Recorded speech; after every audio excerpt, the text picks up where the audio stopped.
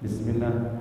Assalamualaikum warahmatullahi wabarakatuh.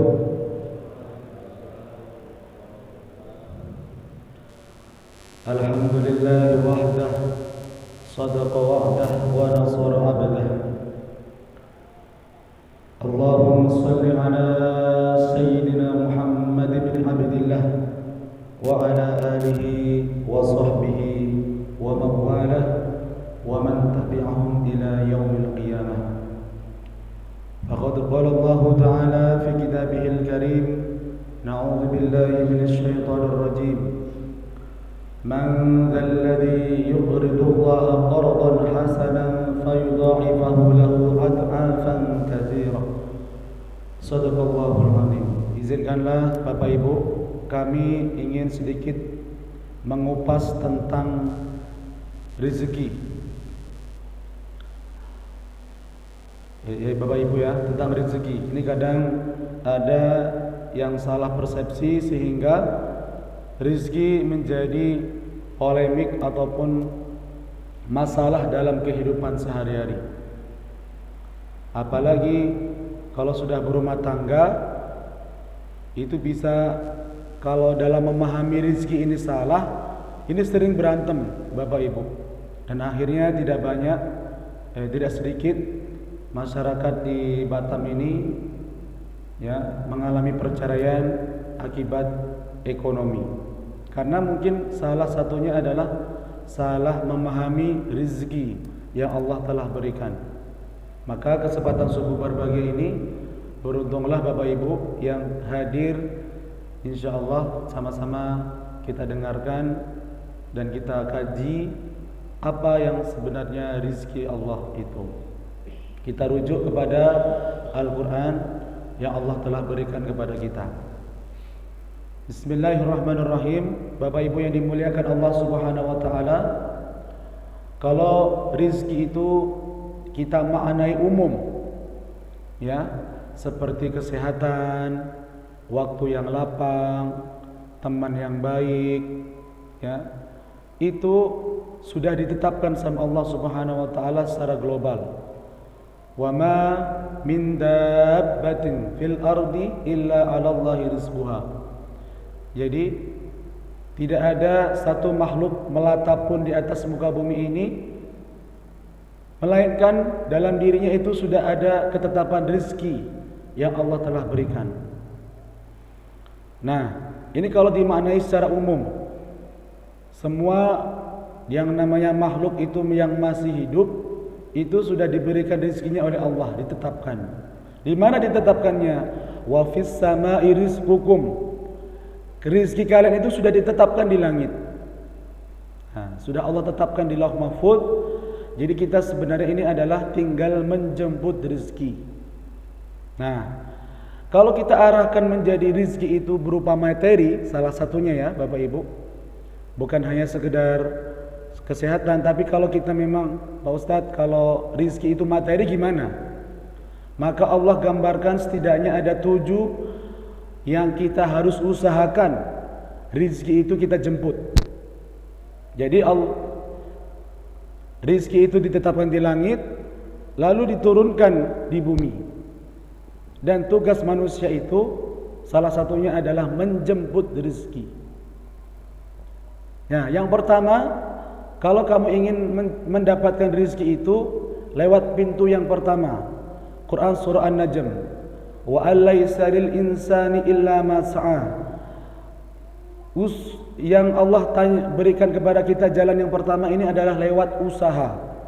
Rizki itu bisa kamu jemput, satu pintunya adalah lewat usaha. Bisa merupakan bidang perdagangan, bisa skill, itu sudah janji Allah. Kalau Bapak Ibu sudah ingin mengusahakan usaha ini, mencarinya ya, ataupun bekerja keras, itu sudah Allah tetapkan rezekinya. Allah berikan jalannya, satu pintu. Jadi Bapak Ibu yang masih bekerja, insya Allah Allah kasih rezekinya. Jalan yang kedua, Bapak Ibu yang dimuliakan Allah Subhanahu wa taala, jadi bukan hanya bekerja aja, rizki itu kita jemput. Yang kedua, rizki itu bisa kita jemput lewat jalur menikah.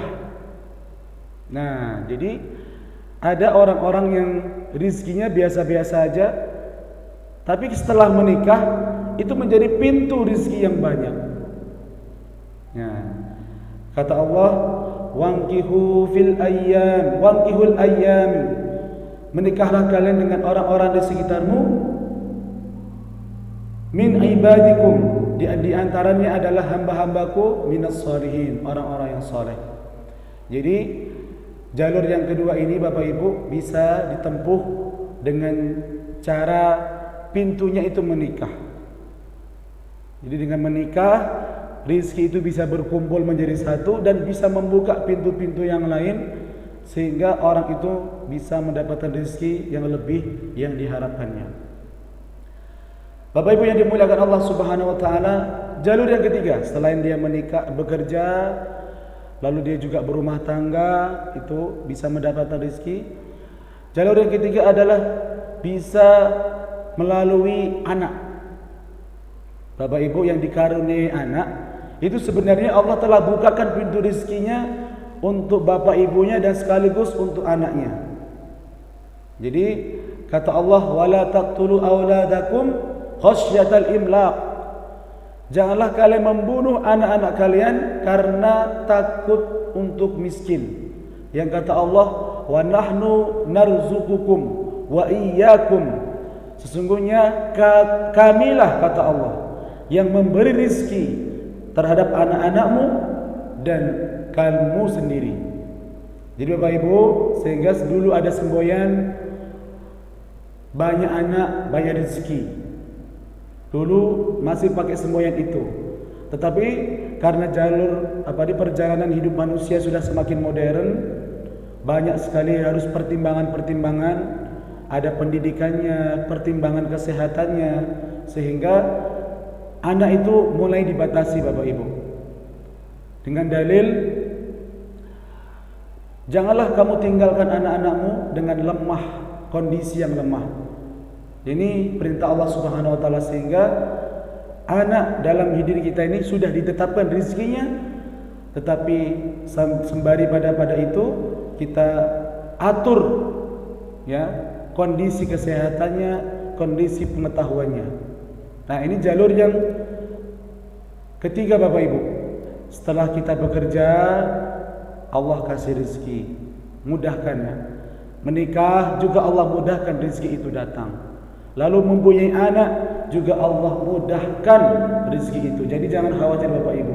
Kadang-kadang kita bekerja jauh-jauh membawa sesuatu, itu ada rezeki anak. Tiba-tiba kita banyak dapat rezeki, yakinlah di situ ada rezeki anak yang Allah telah berikan. Baik, selanjutnya yang keempat, jalur rezeki yang bisa Bapak Ibu tempuh, yaitu dengan cara beristighfar. Bapak Ibu, beristighfar ini salah satu cara yang ampuh, sedikit ampuh Bapak Ibu, yang ampuh bagi orang-orang yang melazimkan istighfar. Astaghfirullahaladzim, astaghfirullahaladzim. Apa kata Allah? Faqultu astaghfiru rabbakum innahu kana ghaffara yursilis samaa 'alaikum midrara wa yumditkum bi amwalikum. Ujungnya ketika kamu rajin beristighfar, Allah akan alirkan air dari langit ke bumi. Lalu Allah akan panjangkan rizki-rizki kalian. Tuh Bapak Ibu.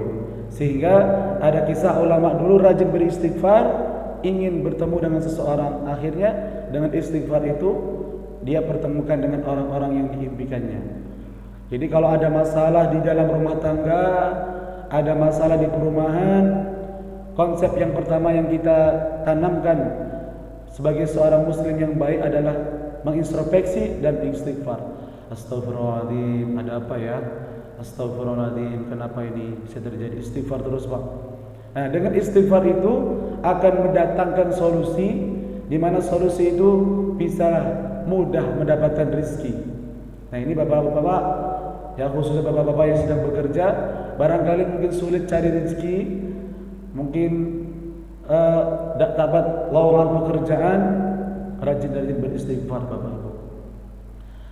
Itu yang keempat. Yang kelima, itu yang keenam. Yang kelima, bapak ibu yang dimuliakan Allah Subhanahu wa taala, rezeki itu bisa ditempuh dengan cara bertakwa. Nah, dengan kita dekat dengan Allah Subhanahu wa taala, maka rezeki itu akan dimudahkan. Wa may yattaqillaha yaj'al lahu makhraja. Siapa yang dekat, wa may yattaqillaha yaj'al lahu, maka Allah akan jadikan kedekatanku, ketakwaannya denganku, kata Allah, itu makhraja, jalan keluar, atau kita sebut dengan solusi. Lalu konsep rezeki yang ketujuh, wa yarzuquhu min ghairi la yahtasib. Ada rezeki itu tiba-tiba itu tidak bisa dari arah yang tidak disangka-sangka bapak ibu. Karena selain dia bekerja, selain dia mungkin punya anak dan istri, dia juga sholat 5 waktu dengan baik. Yakinlah di setiap pekerjaan ibadah kita ini Allah akan mudahkan, lalu juga Allah akan berikan solusi. Lalu kadang-kadang setelah saya sholat malam, pagi-pagi ada yang ngantar rezeki. Tak disangka-sangka Pak, tanpa kita harus keluar untuk mencarinya, tapi kadang-kadang Allah antarkan ke rumah kita. Ini ada konsepnya dalam Al-Quran, Bapak Ibu yang dimuliakan Allah Subhanahu wa taala. Jadi kalau ini ditanamkan dalam hati seorang muslim, tidak mungkin, tidak gampang sedih kalau seandainya rezeki itu ditahan sama Allah. Kalau seandainya rezeki itu mungkin belum dia dapat, maka bisa melalui bekerja, usaha, ya, bidang usaha, bisa melalui dengan jalur menikah, bisa melalui dengan dekat dengan Allah, melazimkan istighfar, maka rezeki itu akan mudah kita dapatkan Bapak Ibu yang dimuliakan Allah Subhanahu wa taala. Nah, setelah rezeki itu kita dapatin, maka ada rambu-rambu yang Allah ingatkan kepada kita semuanya. Apa itu yang pertama? Takutlah rezeki itu yang kita ini tidak mampu untuk bersabar. Nah, apa maknanya? Kadang-kadang Allah itu tahan rezeki itu supaya kita dekat dengan Allah, supaya kita ingat sama Allah. Ditahan rezekinya. Kalau kita diberi rezeki, takutlah rezeki itu membuat kita tidak tahan lagi untuk melakukan perbuatan-perbuatan yang mungkin kemungkaran. Jadi konsepnya, rambu-rambunya adalah yang pertama, takutlah akan rezeki yang membuat kita mungkin tidak bisa menahan, ya, karena Allah sudah tahan. Kadang-kadang seret kali rezekinya, Allah itu sengaja tahan supaya kita sholat duha. Kadang-kadang Allah itu tahan sebentar rezeki, kadang-kadang supaya kita bangun malam, menadahkan tangan. Dan takutlah ada rezeki itu kadang-kadang membuat kita jauh dari Allah Subhanahu wa taala, tidak membuat kita tahan. Nah, takut Pak. Kadang-kadang dikasih rezeki malah jauh dari Allah. Itu yang kita akan takutin. Dulu sebelum dapat pekerjaan, dekat dengan Allah, rajin ke masjid. Setelah dapat kerjaan, malah jarang ke masjid. Nah, itu kita menghindari rezeki yang seperti itu Pak. Itu namanya istidraj. Dalam hukumnya, dalam ilmu hikmahnya adalah orang itu sengaja diberi rezeki Allah banyak, tetapi Allah tidak ingin melihat dirinya.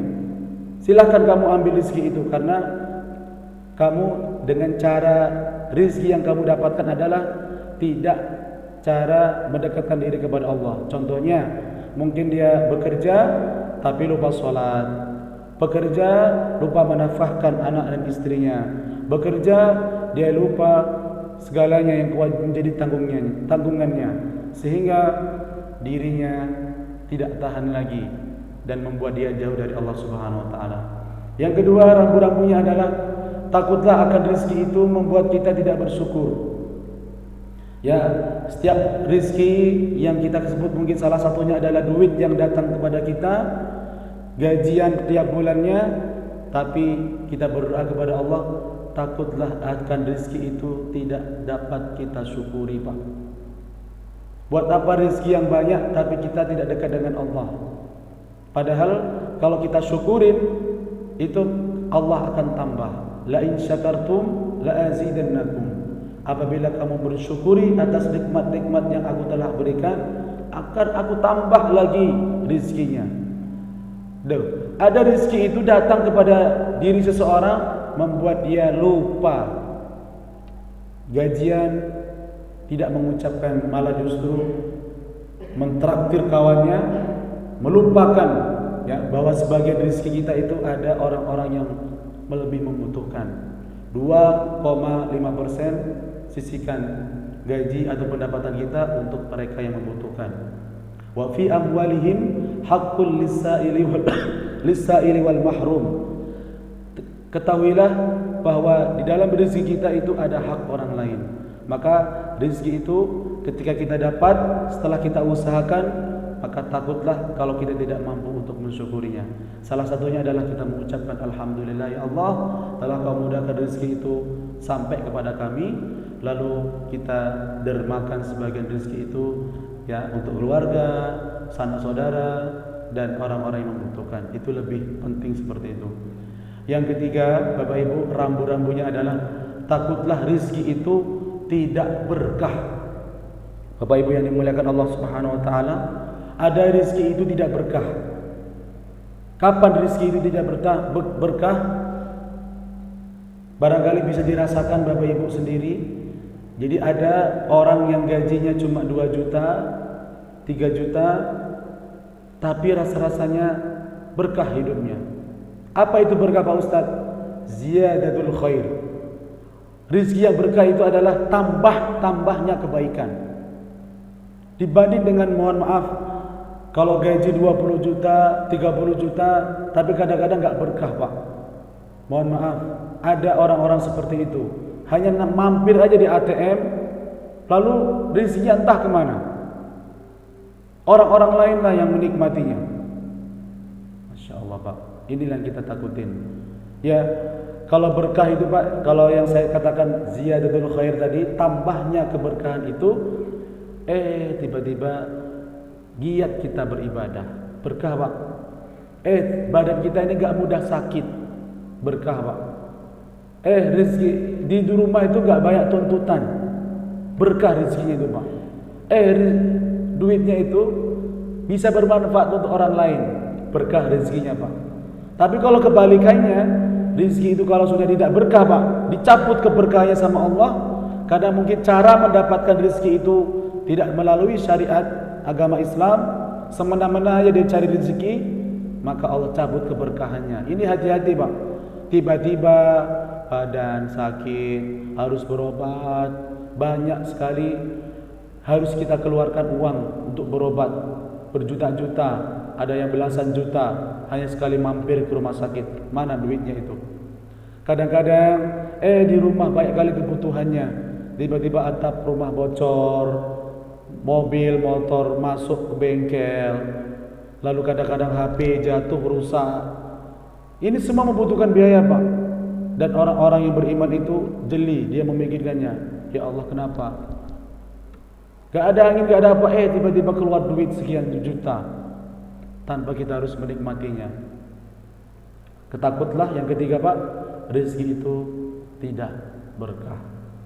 Maka kesimpulan pada kajian subuh pada pagi hari ini, ayo kita sama-sama menjemput rezeki ini. Rezeki sudah ditetapkan sama Allah, kita jemput. Di mana ada kesempatan itu, ada peluang untuk dan mendapatkan rezeki, yuk kita usahakan. Tapi dalam mengusahakan rezeki itu memakai rambu-rambu, ya Pak ya, memakai jalan syariat agama Islam. Tak boleh gara-gara kerja kita tinggalkan sholat, Tak boleh gara-gara kita mencari rezeki yang katanya kewajiban kita mencari rezeki, menjadi musuhan sama tetangga, sesama sahabat, sama saudara. Gara-gara rezeki itu membuat kita menjadi iri. Na'udzubillahi min dzalik. Rambu-rambunya harus kita tegakkan, Pak. Walaupun hasilnya enggak kita inginkan. Saya pengen segini, Pak Ustadz.